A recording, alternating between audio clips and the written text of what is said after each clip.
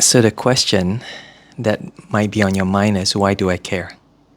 I posted a story about Justin Welby resigning, and he's the head of the Anglican Church. And, why should you care? If you're not Anglican or if you're in Malaysia, what does it have to do? All these more people. Well, if you can imagine your church never ever having to deal with a scandal, much less something that happened over decades. Well, this is the kind of shock that a lot of Christians within the Anglican Church are feeling right now. And it's all because of a report that came out just a few days ago on Friday. And this report essentially said that there was this abuser who's been abusing, I think, up to like 100 teenage kids since the 1970s and 80s. So it's a long time ago. But what happened since then was that actually some people knew, but very, very godly Christians decided that, they'd try to deal with it internally and not report it to the police. Unfortunately, the person who did this very, very bad thing took advantage of that. He took advantage of the kindness, of the kind of like the second chance that he got from these leaders, Christian leaders, and he committed even more crimes, hurt even more young boys as a result.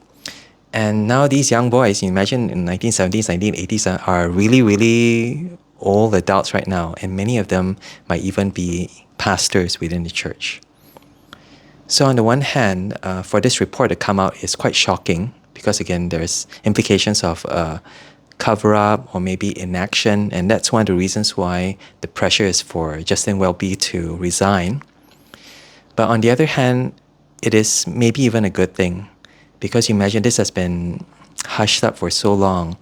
But finally, those who were affected directly by this abuser, by the way, he died in 2018, so it's a long time ago.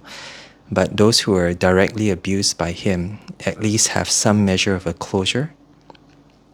But, again, back to the question, why should you care? You're not Anglican, you're in Malaysia, and you don't even know who this Justin Welby is. Well, it's just worth noticing that the reason why this thing happened and continued to happen, affected so many people, was because it was covered up and it was not taken seriously.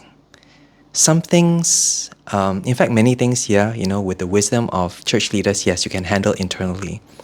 But if something is criminal, something is serious that kind of like affects and harms church members, you just report to the police. There are just some things that need to be dealt with, not by the church itself, but by the authorities. And this is where it's very, very important to have this thing called safeguarding guidelines.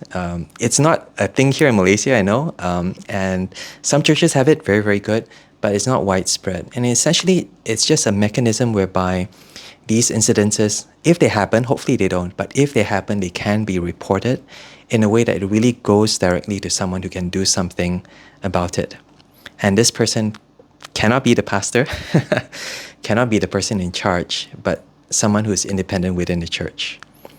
Now, I know this is like very normal thing to find in UK, all these safeguarding guidelines, but actually within Malaysia, it's not yet something that is normative and might even be considered as very mafan.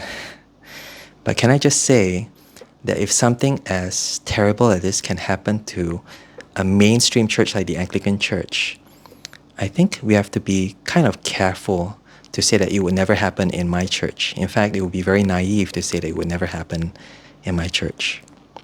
So if you're not Anglican, you're in Malaysia and this never happened to your church, praise God. Thank God for His grace, for His protection. But I think it's just worth learning the lessons from these events and taking the kind of precautions that are just wise and maybe loving towards our church members. And in the meantime, maybe just worth praying as well for the Anglican Church.